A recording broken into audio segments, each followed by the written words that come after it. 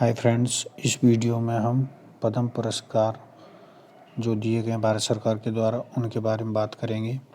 ये video UPPCS 2022 के अभ्यर्थियों के लिए बहुत ही इम्पोर्टेंट वीडियो है। इसमें सभी पुरस्कारों की बात की गई है जो 2021 में भी दिए गए थे, उनकी भी बात की है यहाँ पर मैंने, और 2022 के साथ साथ बात की है, क्योंकि ये दोनों ही पुरस्कारों में ज़्यादा टाइम नहीं अंतर इस बार देखा गया।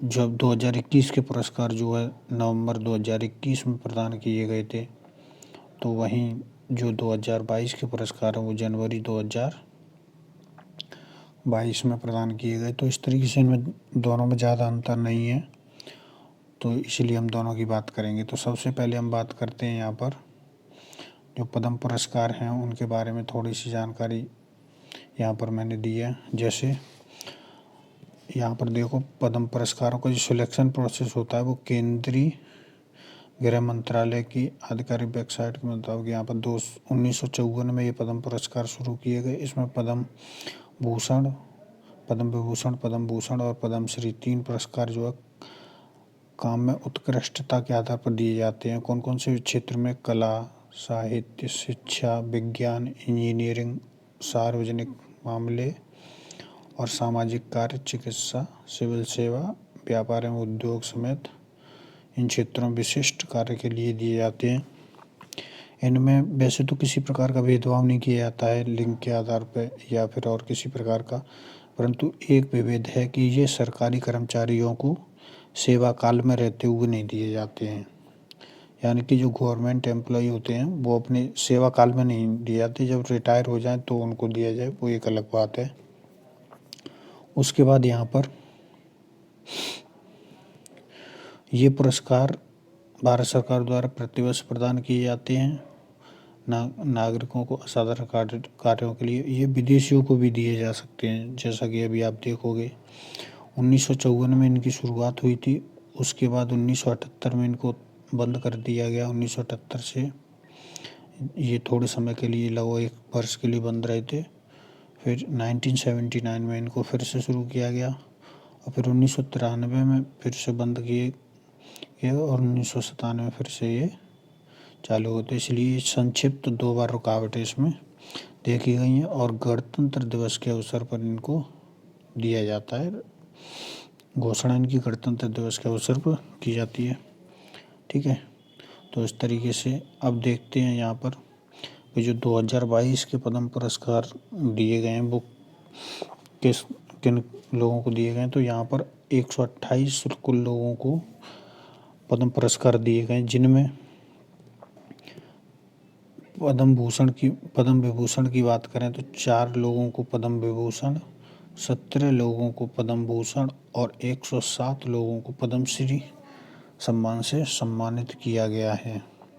ठीक है, तो जो पद्म विभूषण जिनको दिए गए हैं वो, जैसा कि आपको ज्ञात होगा कि अभी हमारे जो पहले CDS साहब थे उनका निधन हो गया था, तो उनको जो दिया गया जनरल बिपिन रावत जी को, उत्तर प्रदेश के पूर्व मुख्यमंत्री कल्याण सिंह जी को भी दिया गया है, और राधेश्याम खेमका ये भी उत्तर प्रदेश से थे, तो इनको, और प्रभा अन्य 4 लोगों को इस तरीके से दिया गया है। इनके बारे में विस्तार से लिस्ट अभी दी गई है, तो उसमें देखिए आप जो है। तो देखो यहाँ पर 2022 के पद्म पुरस्कारों की बात मैंने की है, तो यहाँ पर देखो सुश्री प्रभा अन्य इनको कला के क्षेत्र में जो है दिया गया है, ये महाराष्ट्र के हैं। राधेश्याम खेमका इनको मरणोपरांत दिया गया है साहित्य एवं शिक्षा के क्षेत्र में, ये उत्तर प्रदेश से हैं। तो ये चीज़ यहाँ विशेष ध्यान देने वाली कि जो यूपीपीसीएस के लिए तो वो उत्तर प्रदेश पर मैंने विशेष ध्यान दिया है, तो ये यहाँ पर याद रखना। उसके बाद जनरल बिपिन रावत जी को मरणोपरांत दिया गया सिविल सेवा के क्षेत्र में। श्री कल्याण सिंह को मरणोपरांत सार्वजनिक मामलों के क्षेत्र में, ये भी उत्तर प्रदेश से थे। उसके बाद यहाँ पर पद्म भूषण की बात की जाती है, तो यहाँ पर देखो गुलाम नबी आज़ाद सार्वजनिक मामले, श्री विक्टर बनर्जी कला के क्षेत्र में, सुश्री गुरमीत बावा कला के क्षेत्र में, श्री बुद्धदेव भट्टाचार्य सार्वजनिक मामले, श्री नटराज चंद्रशेखरन व्यापार एवं उद्योग, उसके बाद कृष्ण एला एवं श्रीमती सुचित्रा एला व्यापार एवं उद्योग, सुश्री मधुर जाफरी ये यूएसए से हैं। तो यहाँ पर आप ये भी देखेंगे किस तरीके से यहाँ कितने विदेशियों को, तो देखो ये भी यूएसए से हैं, ये भी और ये भी, ठीक है। तो इनकी भी हम बात करेंगे। यहाँ पर देखेंगे श्री मधुर जाफरी हो गए, देवेंद्र झाझरिया ये खेल से हैं, राजस्थान से हैं, राशिद खान उत्तर प्रदेश से हैं, ये कला के क्षेत्र में, श्री राजीव महर्षि सिविल सेवा क्षेत्र इनका है, राजस्थान से हैं, श्री सत्यनारायण नडेला तो ये जो है माइक्रोसॉफ्ट के जो सीईओ हैं वो हैं, तो ये व्यापार एवं उद्योग के क्षेत्र में, सुंदर पिचाई ये गूगल के सीईओ हैं, उनको जो है व्यापार एवं उद्योग के क्षेत्र में, श्री साइरस पूनावाला ये व्यापार एवं उद्योग के क्षेत्र में महाराष्ट्र से हैं, श्री संजय राजाराम मरणोपरांत विज्ञान एवं अभियांत्रिकी क्षेत्र में, यहाँ पर ये देखने वाले हैं तो ये मैक्सिको से हैं, ये भारतीय मूल के जो है मैक्सिको वैज्ञानिक हैं, तो इनको भी जो दिया गया है। उसके बाद आते हैं सुश्री प्रतिभा राय साहित्य एवं शिक्षा के क्षेत्र में, उड़ीसा के स्वामी सच्चिदानंद साहित्य एवं शिक्षा गुजरात से हैं, श्री वशिष्ठ त्रिपाठी साहित्य एवं शिक्षा ये भी उत्तर प्रदेश से हैं। तो ये तो हो गए पद्म भूषण और पद्म विभूषण।